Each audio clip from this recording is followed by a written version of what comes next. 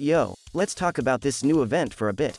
To put it simply, I don't really like modern Yu-Gi-Oh without an extra deck, nor have I ever liked decks that don't use it, like Flounderies and True Draco. This isn't to say I don't like Yu-Gi-Oh without an extra deck in general, of course. In the older days it worked fine. Currently, I don't think it does. But that's not the time to go on about this. The event is here, and I wanted to make something. I'm definitely not running decks like Flounderies or Eldlik, so I set my sights on trying to make something unique to try to have fun rather than just grinding the metals. This is what I came up with. It started as a fairly standard Exodia deck with some stall cards. The idea is simple. Without an extra deck, most decks don't have consistent access to spell and trap negation, so majority of their cards don't really even interact with you. The problem is that while they don't have much of it, most of the decks being commonly used in the event do have at least one card that negates your plays. Namely, the Mist Valley Guy in Flounder, Golden Land Forever and Solemn Judgment in Eldlik, and Griffin in anything that runs the Adventurer engine. My search to find something to counteract this issue eventually led me to a forgotten card with an extremely powerful effect, Witch's Strike. This card is generally useless in standard ranked format, due to how fast everything is and the sheer amount of negation you'll be up against. But here, with slower decks and generally only one negation to worry about on the field, it can do some serious damage. The effect of Witch's Strike is so powerful that it essentially acts as another win condition on top of Exodia. A lot of players will surrender if it resolves. Now, while this deck isn't exactly complicated, it can be awkward to run at first. It does require you to do certain things that most people are simply not used to doing in Yu-Gi-Oh, like managing damage and life points as a resource for card draw, or planning chain links ahead for when you want to resolve a lot of effects at the same time.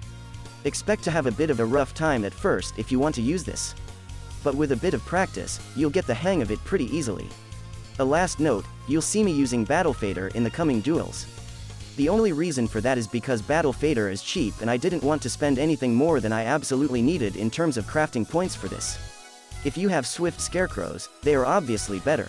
So I'm sharing the deck list with them, here. Don't forget to subscribe and thumbs up the video if you like it. And, if you want something for ranked, do check out my previous video going over Adventurer Synchro. That's one of the best decks in the game currently, and most people in Master Duel are using it incorrectly. I'll leave a link to the video in the description below. I'd also love to hear what you guys think of this event in general in the comments. I made it clear I don't like it very much, but it'd be interesting to hear different opinions. Now, without further ado, let's see Exodia obliterating some people.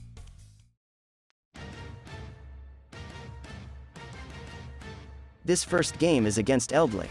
Along with Flounder, Eldlik Adventurer is the deck you'll run into the most often in this event.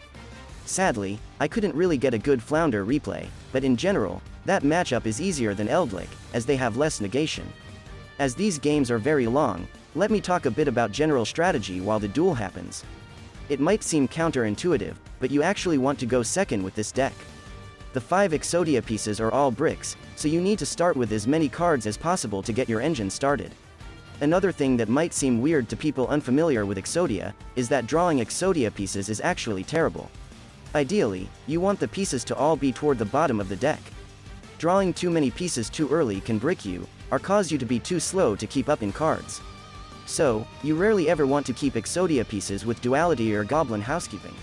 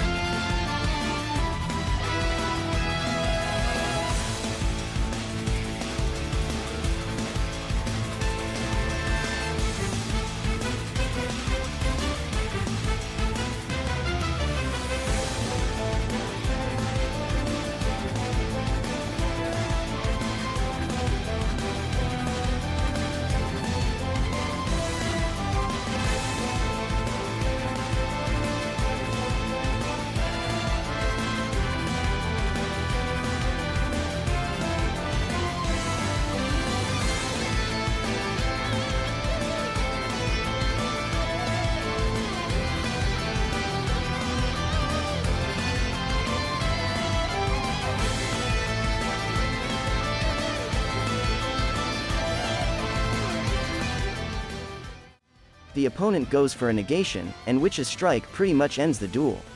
You'll even see this same opponent get hit by a second Witch's Strike later, and finally lose to Exodia. Probably not a very pleasant experience.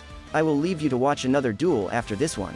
In that one, we show the opponent Witch's Strike early with Duality, and it acts as an extremely powerful deterrent for the rest of the game as he's terrified to negate anything from that point onwards.